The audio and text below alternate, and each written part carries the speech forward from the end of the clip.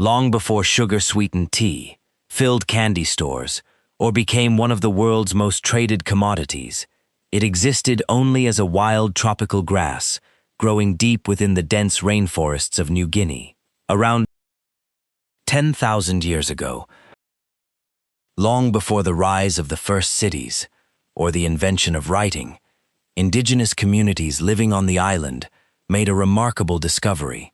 They found that the tall, fibrous stalks of wild sugarcane contained an extraordinary sweetness, unlike anything they had ever experienced. By simply chewing the cane, they could extract a naturally sweet juice that provided quick energy in a harsh tropical environment. At a time when most human diets consisted of roots, fruits, wild plants, and hunted animals, this concentrated sweetness was a rare gift from nature. For thousands of years, sugar remained exactly that, a simple pleasure enjoyed by local communities. There were no factories, no refining techniques, and no global trade. Sugar existed only in its natural form, consumed where it grew, and valued for its refreshing taste rather than its economic potential. As generations passed, migration and early maritime trade gradually carried sugarcane beyond New Guinea to neighboring Pacific islands, and eventually throughout Southeast Asia. Around 3500 BC, the plant reached the Indian subcontinent, where its history took a dramatic turn. Ancient Indian farmers and craftsmen began experimenting with ways to preserve the sweet juice extracted from the cane. Through careful observation and repeated experimentation, they discovered that boiling the juice and allowing it to cool would produce solid brown crystals that could be stored for long periods and transported over great distances. This revolutionary breakthrough transformed sugar from a perishable plant into one of humanity's earliest processed food products. They called these crystals khanda, a Sanskrit word that would eventually evolve into the English word candy. For the first time in history, sweetness was no longer tied to the living plant. It had become portable, durable, and tradable. In ancient India, however, sugar was far more than a food ingredient. It was regarded as a precious substance with medicinal, cultural, and even spiritual significance. Early Ayurvedic physicians prescribed it to treat digestive disorders, fatigue, headaches, and various other illnesses, believing that its natural sweetness restored balance within the human body. Religious ceremonies also incorporated sugar as a symbol of prosperity, purity, and divine blessing. What began as a wild grass hidden in the jungles of New Guinea had become one of the most valuable innovations of the ancient world. Few people at the time could have imagined that this humble plant would one day influence global trade, inspire exploration across oceans, fuel the rise of empires, and ultimately reshape the course of human history. For centuries after India mastered the art of crystallizing sugar, this remarkable substance spread slowly westward through Persia and Central Asia along ancient trade routes. Because it was expensive to produce and transport, sugar remained a rare luxury rather than an everyday food. In 326 BC, during his campaign in India, Alexander the Great encountered sugarcane for the first time. His officers described it as a reed that gives honey without bees, highlighting how extraordinary the plant appeared to the ancient Greeks. Although small amounts eventually reached Greece and Rome, sugar was valued more as a medicine than a food, prescribed by physicians and affordable only to the wealthy. Sugar's fortunes changed dramatically after the rise of Islam in the 7th century. During the Islamic Golden Age, Arab and Persian scholars improved irrigation, refining techniques, and sugar production, establishing plantations across Persia, Egypt, Syria, and North Africa. Sugar became an important ingredient in medicine, desserts, and royal cuisine, while major cities such as Baghdad, 2. Damascus, and Cairo emerged as thriving centers of sugar trade, yet the industry also revealed an enduring reality. Producing sugar demanded enormous amounts of land, water, and labor, foreshadowing the exploitation that would later define plantation economies. European awareness of sugar expanded during the Crusades. Beginning in No. 1096, Crusaders returned from the eastern Mediterranean with refined sugar, and demand quickly spread among Europe's kings, nobles, and wealthy merchants. Because Europe's climate was unsuitable for growing sugarcane, the continent depended heavily on imports controlled by Mediterranean traders, especially Venice, which dominated Europe's sugar trade for nearly 2 centuries. Sugar became a symbol of wealth and prestige, appearing in royal banquets as elaborate sculptures and decorative centerpieces, while remaining too expensive for ordinary people. As European demand continued to grow, reliance on Middle Eastern trade routes became increasingly costly and uncertain. Wars, piracy, and political instability repeatedly disrupted supplies, convincing European rulers and merchants that true wealth depended not on buying sugar, but on producing it themselves. This realization became one of the key motivations behind Europe's Atlantic exploration. The search for a reliable sugar supply became one of the driving forces behind Europe's Atlantic expansion during the 15th century. Rising demand and unstable Middle Eastern trade routes convinced European rulers that whoever controlled sugar production would control one of the world's most profitable commodities. This ambition pushed Portugal to explore the Atlantic under Prince Henry the Navigator, leading to settlements on Madeira, the Canary Islands, and São Tomé, where fertile volcanic soil proved ideal for growing sugarcane. The success was extraordinary. Sugarcane flourished, and Portugal created Europe's first large-scale plantation system, transforming sugar from a luxury craft into a commercial export industry. But sugar was also one of the most labor-intensive crops ever grown. It required year-round cultivation, and once harvested, the cane had to be processed within hours to prevent spoilage. During harvest, workers often labored 18 to 20 hours a day. Under intense tropical heat, Portugal first relied on convicts, prisoners, and poor settlers, but high mortality and labor shortages forced merchants to seek workers elsewhere. They increasingly turned to West Africa, purchasing enslaved Africans to work on plantations. Over time, this practice evolved into the foundation of the Atlantic slave trade. On São Tomé, Europeans developed the plantation model that would later dominate the Americas. Vast estates, centralized sugar mills, and thousands of enslaved laborers producing sugar solely for export.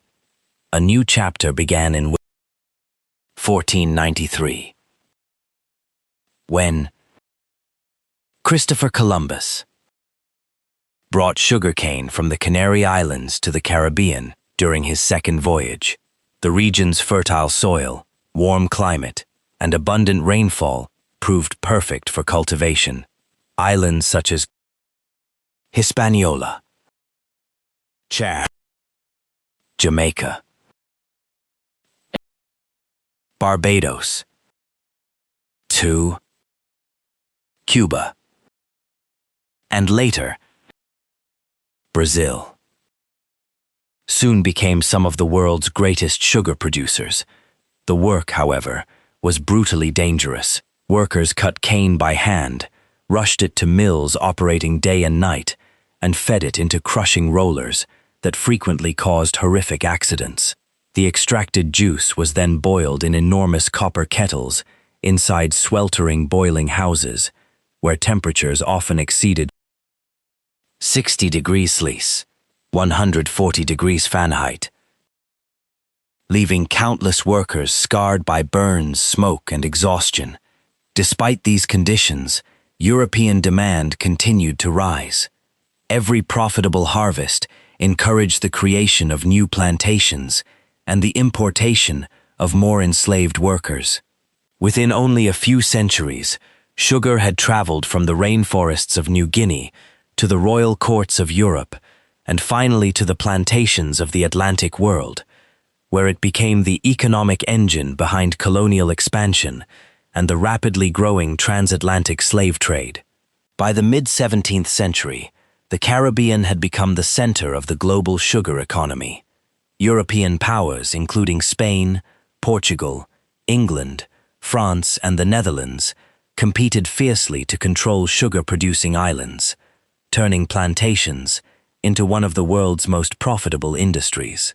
Among them, Barbados became the British Empire's richest colony during the 1650s, generating more wealth than all of Britain's North American colonies combined. This prosperity came at an enormous human cost. Between the 16th and 19th centuries, around 12.5 million Africans were forcibly transported across the Atlantic through the transatlantic slave trade, with millions sent to work on sugar plantations. Conditions were devastating. Enslaved workers endured exhausting labor, disease, dangerous mills, and extreme heat, while life expectancy on many Caribbean plantations averaged only about 7 years. Plantation owners often viewed replacing workers as cheaper than improving their living conditions. Sugar soon became the driving force behind the triangular trade.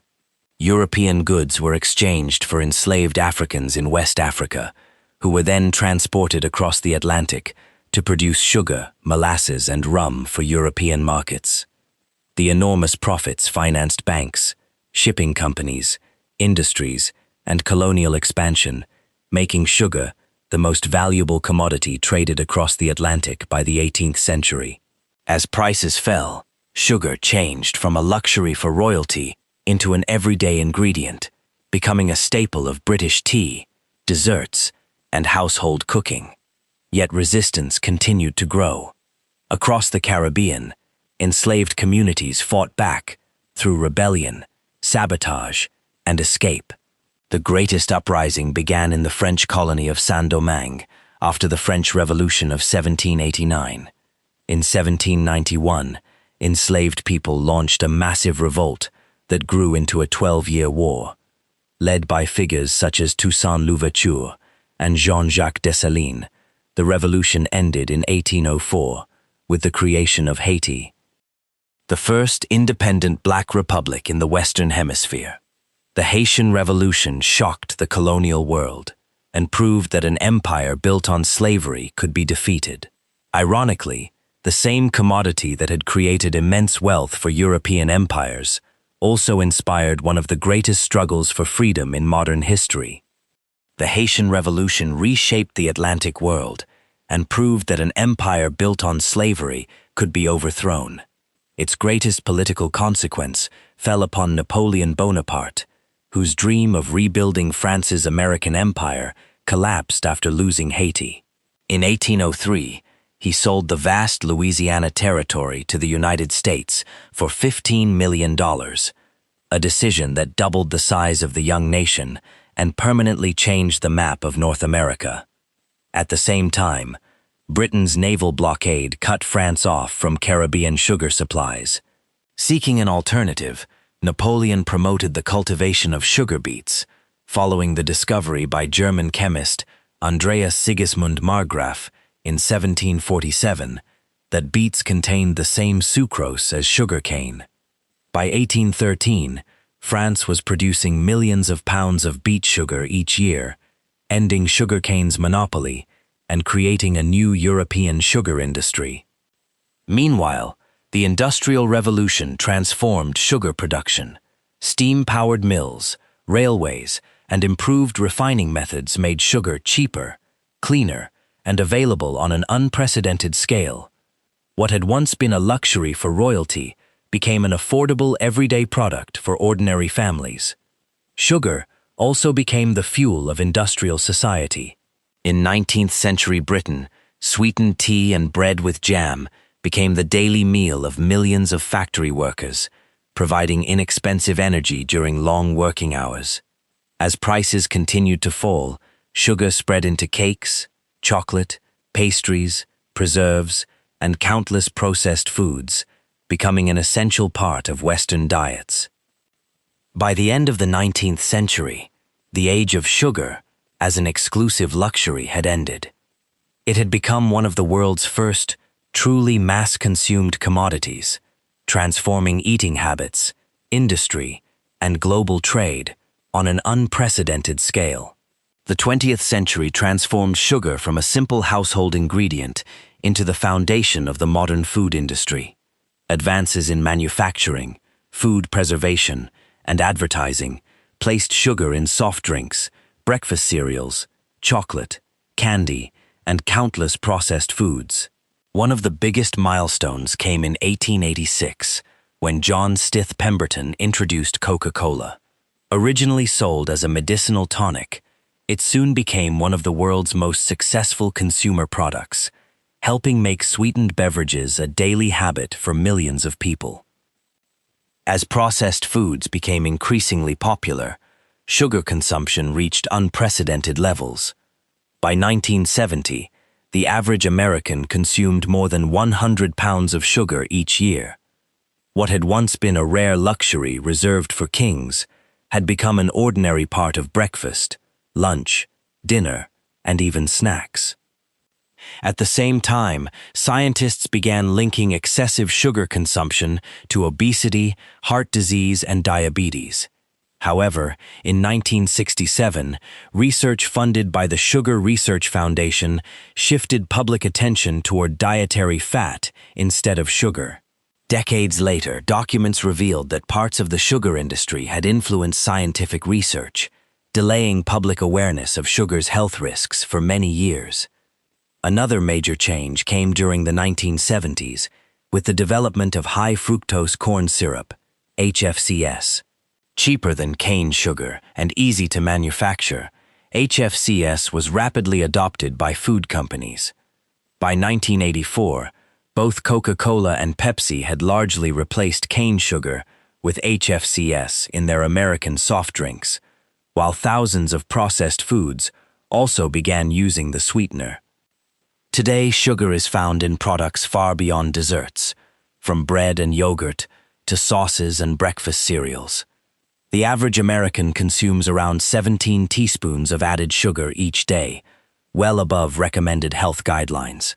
As obesity, diabetes, and cardiovascular disease continue to rise worldwide, many governments have introduced measures such as sugar taxes to reduce consumption and encourage healthier diets. More than 10,000 years after people first chewed wild sugarcane in the forests of New Guinea, sugar remains one of the world's most influential commodities. It inspired exploration, financed empires, fueled the transatlantic slave trade, accelerated industrialization, reshaped global commerce, and transformed the way billions of people eat. Its story reminds us that history is not always written by kings, armies, or great battles. Sometimes it is shaped by something as small as a crystal of sugar. Behind every spoonful lies a journey of innovation, ambition, wealth, exploitation, and human resilience. A journey that changed the world and continues to influence our lives every single day.